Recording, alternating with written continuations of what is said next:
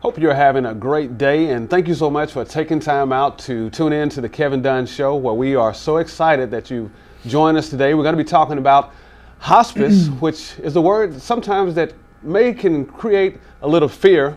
Today we're going to be finding out some misconceptions about hospice, some myths about hospice, and we have Keith Brown today from Hospice Care, and he's going to be sharing a lot of valuable information to educate you on what hospice is all about. When we come back from the commercial break, Keith Brown.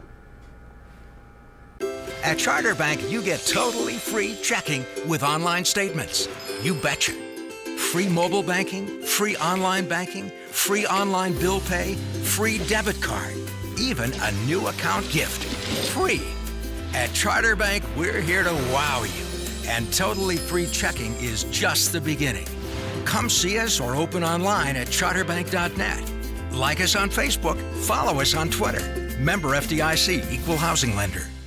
Life in the country is a conscious choice. And with that choice comes hard work, attention to detail, and investing in the right tools to keep your home or farm at its best. So why choose anything but the very best zero turns on the market today? Exmark. Known for their durability, precision cut, and time-saving performance, Exmarks are the preferred brand of mowing equipment for the landscape professional and people like you who take pride in their lawn. For special pricing incentives, visit exmark.com or your local dealer. Welcome back to the Kevin Dunn Show, where we have Keith Brown. How are you doing today, Keith Brown? Good, how are you?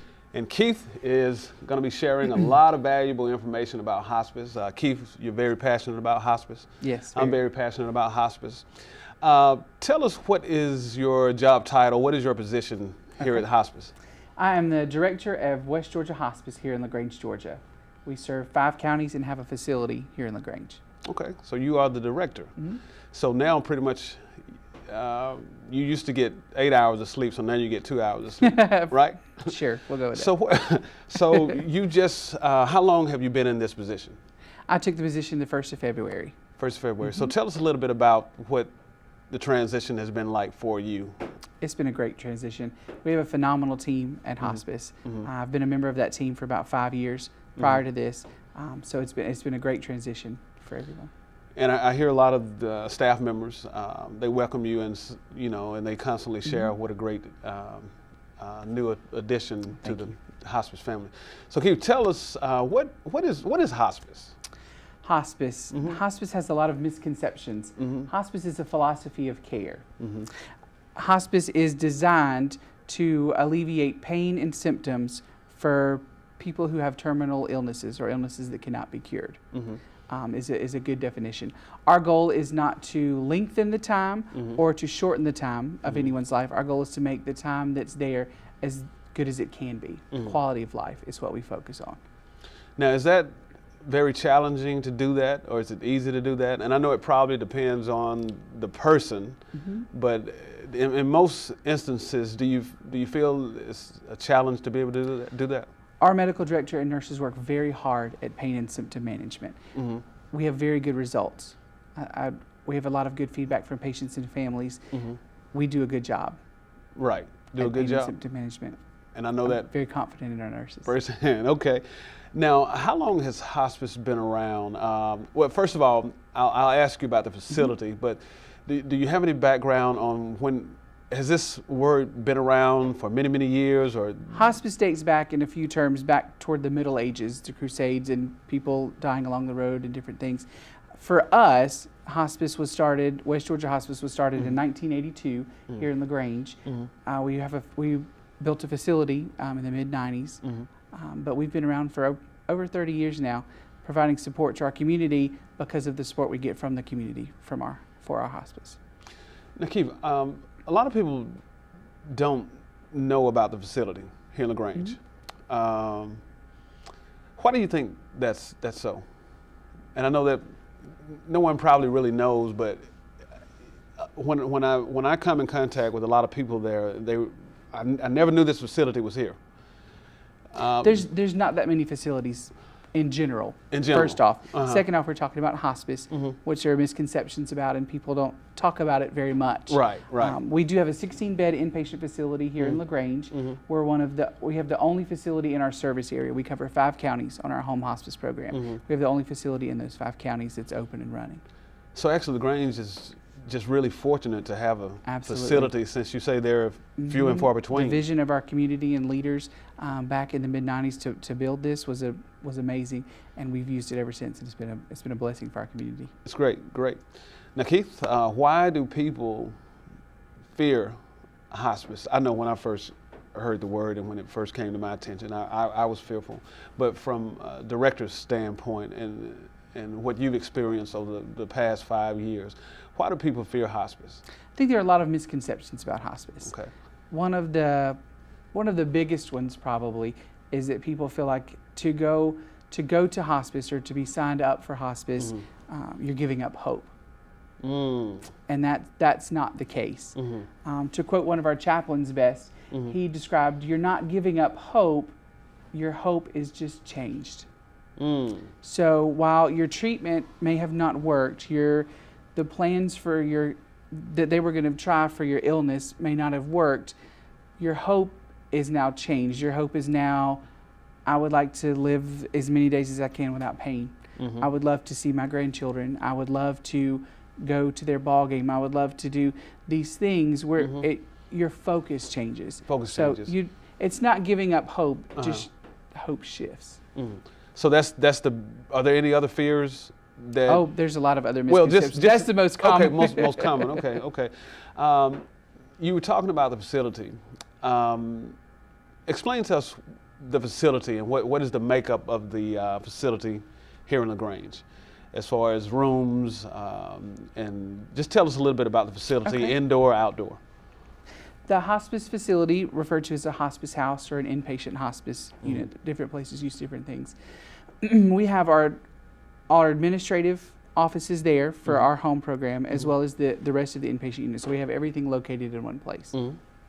It's a very home-like setting. It was designed that way on purpose, not to feel like a hospital, not to feel like a nursing home, not to feel like an institution, if you will. It's made to feel like home. We do have 16 rooms. They're all private rooms. They're all centrally located. You have 4 around a living area. So very, very calming, very home-like, and there's a lot of detail in the room to make it appear more home-like than it would in a hospital. You have windows, doors, blinds. You have privacy, but you have the ability to go outside. The doors are made so that even beds can be rolled outside to patios or down to the pavilion. It's just very beautiful, very peaceful, very serene. You say the home-like setting. Do you know now, who actually made this facility possible to be in LaGrange? Was the Callaways? There was a very large donation made to start, and then the hospital. We had already had our home program established. That had been established. So partnered up with that in the hospital and different things to try and finish it out, make it what it is. So that was their vision to create a home-like setting. Okay. Now, Keith, what is the actual difference between hospice and a nursing home? Hospice is a philosophy of care that we even can take care of patients on hospice in a nursing home. A nursing home is a facility for long-term care. That is the purpose of a nursing home. Hospice is the type of care and you could receive in your home, in a nursing home, assisted living facility, or the actual building itself. Now, it sounds like the work is very overwhelming for staff members, and I'm sure you have volunteers that come in and assist. If someone would like to volunteer to be a part of hospice, what would they need to do? I know a lot of people out there have some spare time and they want to give back. Absolutely. What would they need to do if they would like to volunteer at the hospice facility? Absolutely, just give us a call. We have training programs throughout the year set up for new volunteers who want to come on board and be a volunteer with us. Our volunteers do a number of different things. Matter of fact, hospices are required to have a certain number of volunteer hours per year for your facility. That's how strongly volunteers are encouraged and utilized in hospice. Hospice was started with volunteers, so that they're very important. They help us do a lot of things that we're not able to do without them. Right. There are a lot of different opportunities in a volunteer, a lot of different things that people don't want to, they just want to do some administrative things. They don't want to necessarily go to people's houses or make visits and vice versa. And so we're able to accommodate a lot of those things. Absolutely, just give us a call at Hospice and we'll be glad to let you speak with our volunteer coordinator and set you up for that. That'd be great. Also, what determines if a person is ready to be on hospice care? What determines that, and who determines that? Anyone with a terminal illness or a serious illness that cannot be cured or going through curative treatments and is not working is a candidate. Patients can call and ask, and we'll be glad to talk with them about that, or physicians can call and make a referral, and we'll speak to them as well. Now, is that an easy transition, or is it a long process, or when someone actually needs to be on hospice care? I mean, just say if a doctor gives a patient a diagnosis today, and the family member would like for the patient to be on hospice home care or at the facility. What's generally the time frame for the patient to get to the facility, or for you to get someone into the home? For us to get to the patient is usually the same day. Same day. Same day. From if we get a call from a physician's office, or if we get a call from a hospital, wherever we get a call from, we do speak then, or make an appointment to. Sometimes families prefer to have other family from out of town come in, wait for so-and-so to get here from such and such place. So it may be a day or two before they actually have a meeting to talk about it, or an appointment. But that's mostly family and patient driven. Our goal is to answer the need as soon as it arises. Great. Now, do you have physicians who maintain all the hospice patients, or does the primary doctor come in and see after the patient? We have both. You have both. We have a medical director that is a director for us, but a lot of community physicians also continue to follow their patients on hospice. So community physicians here in LaGrange or in the surrounding counties will recommend their patient for hospice and keep caring for the patient on our program. They're the ones that we continue to work with regarding the patient, any need that arises, any symptoms that need controlling. Some physicians choose not to, and then we do use our medical director for that. So we have a blend. Okay. Now, when you say they choose not to, is that just for their schedules being overwhelmed, or? The patient, or it's a combination. It's a combination. Okay, all right. Well, Keith, we're going to have to pause and take a quick commercial break. And when we come back from the commercial break, we're going to be talking with Keith on hospice care and the cost, and can it be expensive, and does insurance pay, and all of those good things that we need to know. More of the Kevin Dunn Show after these messages.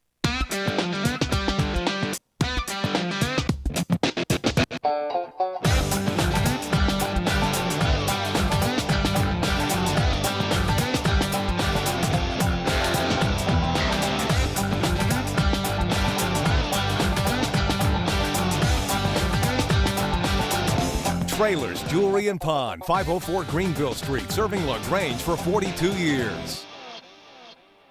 It's tax refund time, and America's Mattress in LaGrange knows where you spend the most time resting and relaxing. Every mattress they sell is a first quality Serta America's Mattress. They have mattresses ranging from $99 to $8,000, so they have one to fit any budget.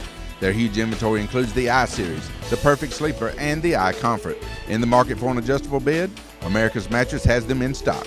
Use your tax refund to purchase the most important piece of furniture in your home. A good night's sleep is waiting on you at America's Mattress. Maximum Tax Professionals in West Point has an expert staff that will meet all your tax preparation needs. Maximum Tax Professionals would love to prepare your taxes. Their ultimate goal is to maximize your return with you receiving your refund usually within 7 days. They offer free estimates, W-2 Express, notary services, and all military, self-employed, and walk-ins are welcome. You can even earn cash on referrals. And don't forget to ask them about Audit Plus Protection. If you would like your return maximized, visit Maximum Tax Professionals in West Point. Welcome back to the Kevin Dunn Show, where we are talking with Keith Brown, the director of West Georgia Hospice here in LaGrange, and Keith is really sharing a lot of valuable information. And we're talking about hospice care. The next question I want to ask you is hospice care expensive? Does insurance pay for it? And we're expensive. Well, we'll take out that word. We know it costs. But does insurance pay for it? The good thing is most all commercial insurances, as well as Medicare, Medicaid, and some areas, the Department of Veterans Affairs, the VA, most all of them do cover hospice. The nuts and bolts sometimes depend on the actual plan, especially if it's a commercial insurance, and we'd be happy to answer those questions, as well as the insurance carrier can answer them as well. But there is a good support for hospice. With all of the insurances, including Medicare, Medicaid. Okay. Now, if someone has no money, they have no insurance, and they need to be on hospice care, what does your facility do in cases like this right here? We do have a plan set up. No one has ever turned away from hospice because of an inability to pay. We have, because of the support from the community, providing donations and other things, we have some processes in place set up to help people who do not have means to afford it, or do not have any type of insurance, or are not eligible for any type of insurance. Absolutely, no one has ever turned away because of inability to pay. Nobody's ever turned away? Nope. Wow, as a social worker, I'm passionate about that. That's incredible, that a facility, and like I said, I know the cost is expensive because it's care, it's medical care, and that's awesome that you guys actually reach out to assist. It's the support of the community that really enables us to do that. Support of the community, okay. Now, when a patient comes in and a patient is on hospice care, and we'll direct the question to the facility as opposed to home, who is in control of the patient? Is the family members, doctors, or staff? Who is actually in control of the patient? Okay. Hospice is a little bit different than other medical models. In hospice, the patient and family are in control. Our hospice team has a wealth of knowledge and expertise in symptom management and disease processes and end-of-life care. Our goal is to guide. Patient and families are at the center. They make the decision regarding their plan of care. Our job is to facilitate that, maybe provide education, provide support. We may make recommendations. This is probably and work within the plan of care, but ultimately it belongs to the patient and family, and that's different than typical other medical models where a physician or the nursing staff or someone else is kind of in control per se. So I'm pretty sure that that's another misconception, that people may think that the doctors are primarily in control. So the family members have the control. Yes, patient and family, right? Patient and family. Okay, and y'all pretty much, like I said, it's all about making the patient comfortable. It is. It's all about pain and symptom management, dignity, quality of life, and who better knows what they want for their life than the patient themselves. So that is our goal. Wow, interesting. Now, explain to me, are there any major differences between the hospice home care and the hospice facility you have here? Are there any major differences in? The easiest way to describe it, probably, the majority of our patients we care for at home. West Georgia Hospice, the majority of our patients are at home. Home can be in their personal home, family member's home, a nursing home, assisted living facility. That's what I refer to as home. Our building is typically used, the best way to describe it would probably be as some type of emergency or ICU setting.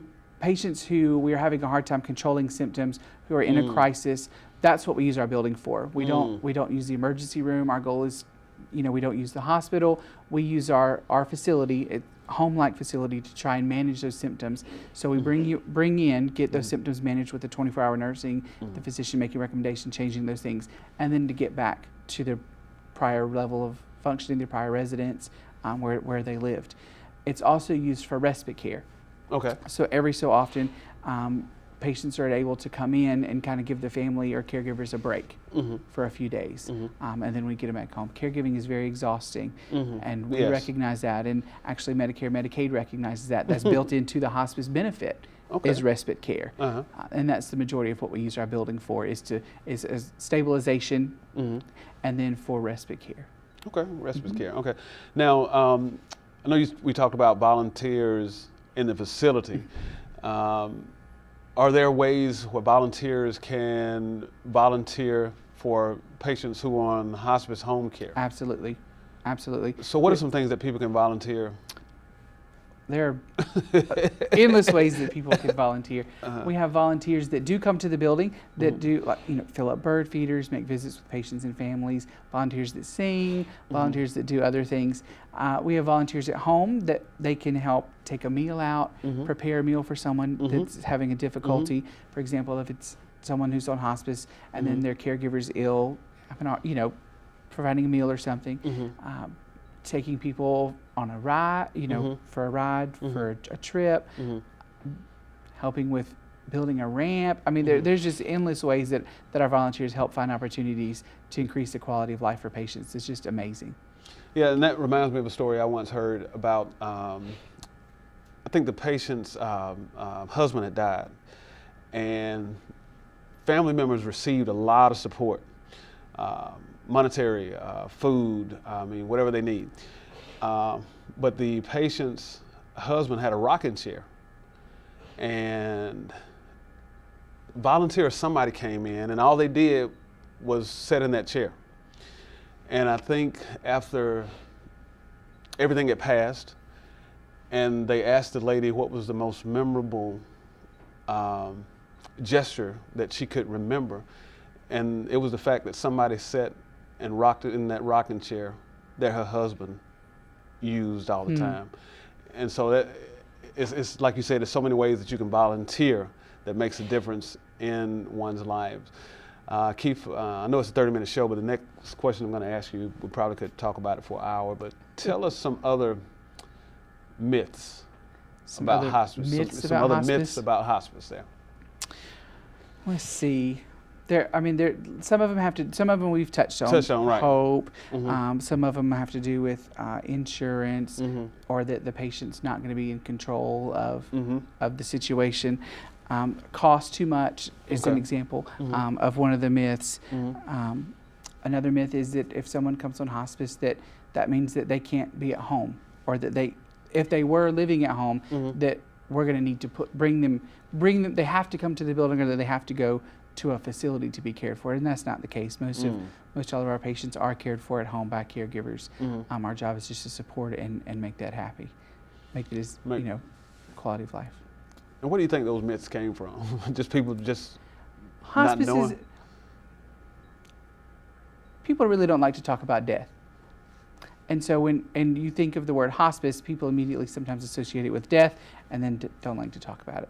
So it's kind of one of those things that just over time people just don't talk about it very much. Wow. And that leads me to the next question that I was getting ready to ask you, that a lot of people, when they think about hospice, and I thought this initially when I first found out about hospice, is just a place where you go to die. And I know, explain why you think people, when you hear that word, you just think about death. And I know death occurs. Yes, death does occur, especially if you're talking about a building. Death does occur in the building. But the way I explained it before, we use the building for a lot of things: management of symptoms, for respite care, for crisis. Hospice is not a place to die. Hospice is a place of hope. Hospice is a place of peace. Hospice is a place of comfort. And I think if someone were to come and visit hospice, if it was a family member or friend they were visiting, or they came to volunteer or do something, it's something that it's a feeling that you can feel that's hard to describe. And so it's hard for me to explain in words, but it's a very strong feeling that you can feel. It's very peaceful. Now tell us about some of the nurses at hospice. What do they play a role? Well, I know they play a major role, but are the nurses' role in hospice any different from a nurse's role in a hospital? Yes, Okay. I would say so. Okay. Our nurses, first of all, are wonderful at what they do. Most all of our hospice nurses in the building and at home have been there for a number of years and have great experience in end-of-life care. They're all very, very adept at pain and symptom management, identifying issues before the need arises, kind of anticipating the trajectory of an illness or trajectory of a symptom if something starts, kind of know where it's going and how to help that. They have great rapport with physicians, especially our medical director, and working on pain and symptom management. So they're very good at helping with the quality of life in a very fast way. You're kind of combining a lot of skills from different areas of nursing into kind of one place where they use a lot of them all of the time.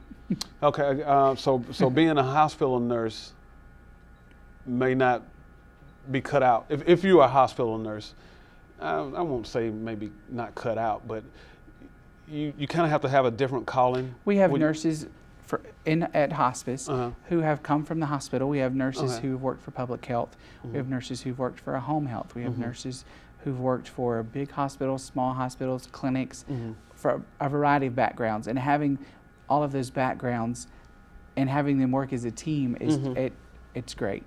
Play off of everyone's strengths, and it's really good. Sounds great. Sounds great. One more thing I want to ask you about is the decor of the backyard at hospice is just incredible. It's a very peaceful setting.